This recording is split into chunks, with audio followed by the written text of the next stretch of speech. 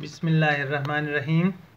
Dear students of class first year, you are watching my channel Kim Soul by Shinwari और इस channel को देखते हुए इंशाल्लाह ताला आप केमिस्ट्री को अच्छी तरह से अंडरस्टैंड कर सकेंगे। तो आप इस चैनल को सब्सक्राइब करें और रोज़ाना के हिसाब से नोटिफिकेशंस लिया करें ताकि आपको नए नए वीडियोस मिलते रहें। Dear students, today we are going to start the chapter number 9, which is called the chemical kinetics. And the today's topic is determination of reaction order and the rate law. Students, जैसा कि आपको पता है कि rate law जो है इसको हम एक्सपेरिमेंटली डिटरमाइन करते हैं, ये थ्योरेटिकली फाइंड नहीं हो सकता। इसी तरह से जो ऑर्डर ऑफ रिएक्शन है उसको भी एक्सपेरिमेंटली डिटरमाइन किया जाता है, क्योंकि कंसंट्रेशन के जो एक्सपोनेंट्स होते हैं या उनके जो पावर्स होते हैं वो जब तक एक्सपेरिमेंटली डिटरमाइन ना हो जाए हम किसी भी रिएक्शन का ऑर्डर्स नहीं निकाल सकते। तो अब हम स्टार्ट लेते हैं। The rate law explains the effect of molar concentration of reactants on the rate of reaction. किसी भी रिएक्शन का जो रेट है उसका ताल्लुक मोलर कंसंट्रेशन ऑफ रिएक्टेंट्स के साथ है। अगर हम रिएक्टेंट्स के कंसंट्रेशन को इंक्रीज़ करें तो उसके साथ रेट ऑफ रिएक्शन इंक्रीज़ होना चाहिए या डिक्रीज़ होना चाहिए। डबल करने से भी इंक्रीज़ या डिक्रीज़ होना चाहिए, 3 टाइम्स इंक्रीज़ करने से भी इंक्रीज़ या डिक्रीज़ होना चाहिए। The power to which the concentration of reactant is raised is determined by finding the initial rates. What is the power of concentration of a reactant? This is determined experimentally by finding the initial rate. जैसा कि आपको इस diagram में नज़र आ रहा है, यहाँ पर हमने जो टाइम है, फॉर एग्ज़ाम्पल टाइम को हमने एक्स एक्सिस पर जबकि कंसंट्रेशन को हमने वाई एक्सिस पर शो किया है। यहाँ हमें एक रेड कलर का कर्व हासिल हो चुका है जो कि ये बता रहा है कि with the passage of time the concentration of the reactants is in decreasing. तो इनिशियली जब टाइम हमारा 0 सेकंड्स के बराबर होता है उस टाइम पे हम कंसंट्रेशन जितना भी ले लेते हैं इनिशियल कंसंट्रेशन, तो उस इनिशियल कंसंट्रेशन के साथ हम एक टेंजेंट ड्रा करते हैं। ये आपको एक टेंजेंट नज़र आता है, इस टेंजेंट को ड्रा किया जाता है। जब हम इस टेंजेंट को ड्रा करते हैं तो यहाँ हमें एक ट्रायंगल हासिल हो जाता है।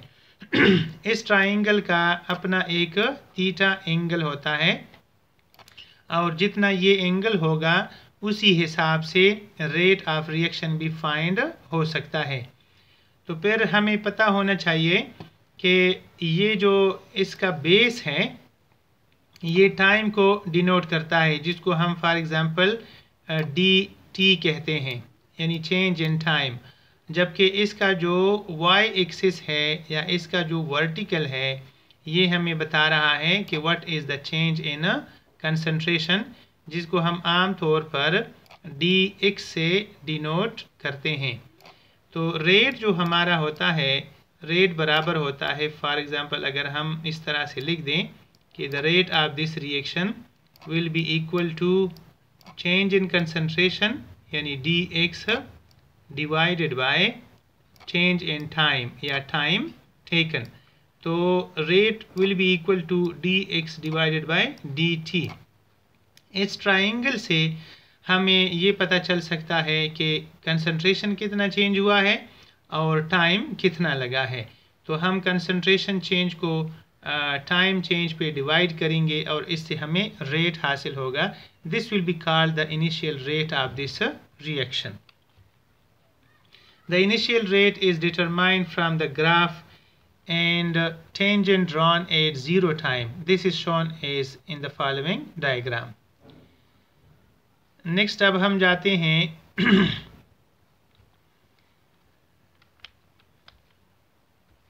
इसके लिए क्या करना पड़ता है? The reaction is carried out for many times.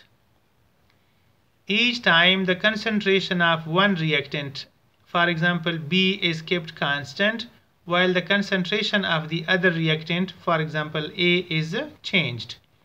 Suppose करें कि हमारे पास एक ऐसा रिएक्शन है कि जिसमें हम जो है A को B के साथ रिएक्ट कराते हैं. A B जब आपस में रिएक्ट करते हैं और इनसे फॉर एग्ज़ाम्पल हमें एक कुछ प्रोडक्ट्स मिल जाते हैं, तो इसमें चूँकि दो रिएक्टेंट्स इन्वॉल्व हैं, तो हम इस तरह करते हैं कि फॉर एग्ज़ाम्पल ए का जो कंसंट्रेशन है उसको हम चेंज करते रहते हैं, लेकिन बी के कंसंट्रेशन को हम कांस्टेंट रखते हैं. और हम देखना चाहते हैं कि ए का कंसंट्रेशन इंक्रीज़ करने से रेट के ऊपर क्या इफ़ेक्ट होता है. तो the rate is noted with respect to concentration of A and a table is made. हम डेटा कलेक्ट करते हैं और इससे एक टेबल बनाते हैं. From the table it is observe that to what power the concentration of A should be raised. यानी जब हमें पता होता है कि the rate of a given chemical reaction is proportional to the concentration of A, लेकिन इस ए का पावर क्या लिया जाए, 1 लिया जाए या 0 लिया जाए या 2 लिया जाए, इसके लिए हम ऑब्जर्वेशंस करते हैं. If the concentration is doubled and the rate does not change, the concentration of A will be raised to power 0 since 2 power 0 is equal to 1. Students, अगर हम रिएक्टेंट का कंसंट्रेशन डबल करते हैं लेकिन रेट उतना ही रहता है, वो चेंज नहीं होता, तो हम ए कंसंट्रेशन का पावर 0 लेंगे. फॉर एग्ज़ाम्पल इक्वेशन के अंदर गिवन है कि 2 raise to power 0 is equal to 1, यानी हमने कंसंट्रेशन को 2 कर दिया है या डबल कर दिया है. और चूंकि डबल करने से जो रेट ऑफ रिएक्शन है वो न कम हुआ है और न बढ़ा है, इसलिए इसका पावर 0 लिया जाएगा. when 2 power taken is 0, then it becomes equal to 1. The rate will be equal to K concentration power 0. Similarly, for example, अगर हम ऐसा कर लें कि if the concentration is doubled and the rate increases 2 times, the concentration of A will be raised to power 1 since 2 power 1 is equal to 2.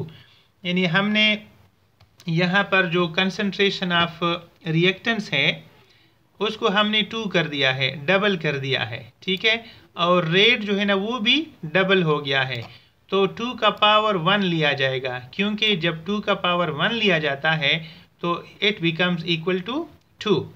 Therefore if the concentration is doubled and the rate also doubles, then the power of this concentration will be taken 1. So we can write for this kind of observation, the rate is equal to K into A power 1. If the concentration is doubled and the rate increases 4 times, then the concentration of A will be raised to the power 2, since 2 power 2 is equal to 4. Students, ऐसा है कि suppose कर ले हमने जो concentration of reactant है उसको हमने फिर डबल कर दिया और उसका रेट जो है ना वो 4 टाइम इंक्रीज कर चुका है. तो 2 को 4 के साथ कैसे बराबर किया जा सकता है? जब हम कंसंट्रेशन का पावर 2 ले लें, तो इसलिए अब हम क्या करेंगे, the rate of this reaction will be equal to K into A power 2. A का पावर लिया जाएगा 2 के बराबर.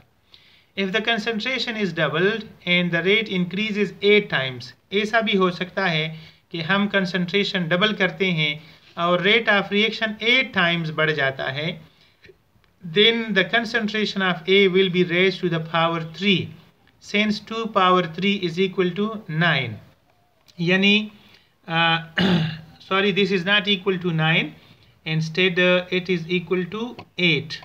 ऐसा है कि यहाँ पर 9 नहीं लिया जाएगा बल्कि यहाँ पर हम 8 लेंगे, क्योंकि जिस वक्त हमने कंसंट्रेशन को डबल कर दिया है तो इसका जो रेट है वो 8 टाइम्स बढ़ चुका है और 2 को 8 के साथ कैसे बराबर किया जा सकता है, जब हम 2 का पावर 3 लेंगे तो हमें 2 का पावर 3 लेना पड़ेगा। Therefore we will write the rate of this reaction is equal to K into A power 3। ये भी याद रखिए कि जितना पावर होता है उसी के हिसाब से with respect to that reactant reaction का ऑर्डर भी होता है। Again the reaction is carried out many times. This time the concentration of one reactant, that is A, is kept constant while the concentration of the other reactant B is changed। पिछले experiment में हमने A को change कर रहे थे जबकि B को constant रखा था। अब इस मरतबा हम B को चेंज करेंगे और A को कांस्टेंट रखेंगे, उनके अमाउंट को नहीं बढ़ाएंगे। तो फिर हम देखेंगे कि B चेंज करने से रेट ऑफ रिएक्शन के ऊपर क्या इफ़ेक्ट हो जाता है, तो ये देखना होता है। तो इसके लिए अब सपोज करें उसी तरह से कि if the rate is noted with respect to B and a table is made, if the concentration is doubled and the rate doesn't change, then the power of concentration B will be equal to 0, the rate will be equal to K into B power 0। Similarly जिस तरह हमने पहले भी पढ़ा है कि if the concentration is doubled and the rate increases 2 times, then B का power 1 लिया जाएगा। इसी तरह से अगर कंसंट्रेशन डबल किया जाए और रेट ऑफ रिएक्शन 4 टाइम्स बढ़ जाए तो फिर हम कंसंट्रेशन का पावर 2 लेंगे और rate of reaction will be equal to K into B square. इसी तरह से अगर फ़र्ज़ करो हम ऐसा कर लें कि कंसंट्रेशन ऑफ रिएक्टेंट जो है उसको हम 3 कर दें, ट्रिपल टाइम बढ़ा दें और इसका रेट जो है ना 8 टाइम्स बढ़ जाए, तो इसी सूरत में हम कंसंट्रेशन का पावर 3 लेंगे और B के लिए लिख सकते हैं rate is equal to K into B power 3। तो what will be the overall order and overall equation, जिसको हम रेट इक्वेशन कहते हैं। After making rate equations with respect to each reactant, they are combined and a general rate equation is made। हमने concentration of A के साथ भी check किया, concentration of B के साथ भी चेक किया और अब हमने observations ले लिए, तो उसके बाद हम overall reaction का देखेंगे। From this equation, the order of reaction is determined by adding the powers of A and B। जो हम फाइनल इक्वेशन बनाएंगे उसमें A का जितना पावर होता है और B का जितना पावर होता है उन दोनों को हम आपस में ऐड करेंगे and on the addition we will get the order of final order of the overall equation. This equation is gives the final rate equation. इसको हम क्या कहेंगे, इसको हम कहते हैं फाइनल रेट इक्वेशन। और वो किस तरह से होगा कि let the rate equations with respect to A and B are, for example the rate equation with respect to A is rate is equal to K into A power 1। The rate with respect to B, for example the rate equation is rate is equal to K into B power 2। The final equation will be the rate is equal to K into A power 1 and B power 2। The order of this reaction will be equal to exponent 1 plus exponent 2, that will be equal to 3। Therefore the reaction will be of third order। ये third order equation कहलाता है। अब हम एक example solve करते हैं और उस एग्जाम्पल में ये क्लियर हो जाएगा कि किस तरह से रेट इक्वेशन बनाया जाता है और किस तरह से ऑर्डर निकाला जाता है। एग्जाम्पल ये है, in the ozone layer nitrogen 2 oxide यानी nitric oxide reacts with ozone O3 and produces nitrogen 4 oxide that is nitrogen dioxide and oxygen O2। According to this chemical equation, NO plus O3 is equal to NO2 plus O2। The following data was obtained for this reaction at 25 degree C। इसमें आप देख सकते हैं ये experiment किए गए हैं number 1, number 2 और नंबर 3, 3 एक्सपेरिमेंट्स किए गए हैं। इसमें इनिशियल कंसंट्रेशन ऑफ NO1 × 10⁻⁻6 के बराबर है, जबकि ओजोन का है 9 × 10⁻⁻6 मोल्स। अब इसका जो रेट फाइंड किया गया है, initial rate, this rate is equal to 1.98 × 10⁻⁻4। Second experiment में कंसंट्रेशन को डबल कर दिया है। आप देख रहे हैं कि 1 से इसको 2 कर दिया है, मतलब है कि NO का कंसंट्रेशन हमने डबल कर दिया है, जबकि हमने जो O3 का कंसंट्रेशन है उसको कांस्टेंट रखा है। आप देख सकते हैं कि ऊपर एक्सपेरिमेंट नंबर 1 में और एक्सपेरिमेंट नंबर 2 दोनों में कंसंट्रेशन इज 9 × 10⁻⁻6, लेकिन जो रेट है वो 3.96 × 10⁻⁻4 हो चुका है। 1.98 से 3.96 हो चुका है। तो अब हम देखना चाहते हैं कि use this data to determine the order of reaction. इसका सोल्यूशन है, in the experiment 1 and 2 the concentration of ozone is kept constant while the NO is doubled. Let we check the increase in rate of reaction. अब हम ये देखना चाहते हैं कि rate of reaction कितना increase हुआ है। For this we find the ratio is. अब हम इसका एक ratio find करेंगे और ratio ये होगा, वो क्या है कि initial rate in experiment 1 and the initial rate in experiment number 2. जब हमने नंबर 1 एक्सपेरिमेंट में इनिशियल रेट फाइंड किया था तो वो रेट फॉर एग्जांपल बराबर था 1.98 × 10⁻⁻4, जबकि जब हमने कंसंट्रेशन डबल कर दिया, बल्कि 3 टाइम्स बढ़ा दिया, तो इसका हो गया 3.96। तो अब ये देखना है हमने कि कैसे इनका रेशो निकाल दिया जाए। Divide both by smaller value, that is 1.98 × 10⁻⁻4। हम दोनों साइडों को 1.98 × 10⁻⁻4 पर डिवाइड करेंगे, और जब हम इन दोनों को डिवाइड करते हैं, एक दूसरे के साथ इसकी कैंसिलेशन करते हैं, तो पता चल जाता है कि इसको कैंसिल करने से और इसको कैंसिल करने से हमारा जो आंसर आता है वो 1:2 आता है। इसका मतलब ये है कि this shows that the rate also doubles, therefore the rate will be equal to k NO का पावर 1। NO का पावर 1 लिया जाएगा क्योंकि इसमें रेट डबल हो चुका है जब हमने कंसंट्रेशन जो है उसको क्या किया है, डबल कर दिया है। आप पीछे देख सकते हैं कि हमने जो कंसंट्रेशन है उसको 1 से 2 कर दिया था, यहाँ आपको ये नज़र आ रहा है। तो इसके साथ इसका रेट भी डबल हो चुका है, इसलिए अब जब डबल करने से इसका रेट डबल हो चुका है तो इसका इक्वेशन बनेगा rate is equal to k × NO power 1। अब in the experiment 3 the concentration of NO is kept constant like in experiment 1 and the concentration of ozone is decreased 3 times. अब यहाँ पर मैं आपको दिखाता हूँ कि किस तरह से हमने चेंज किया है।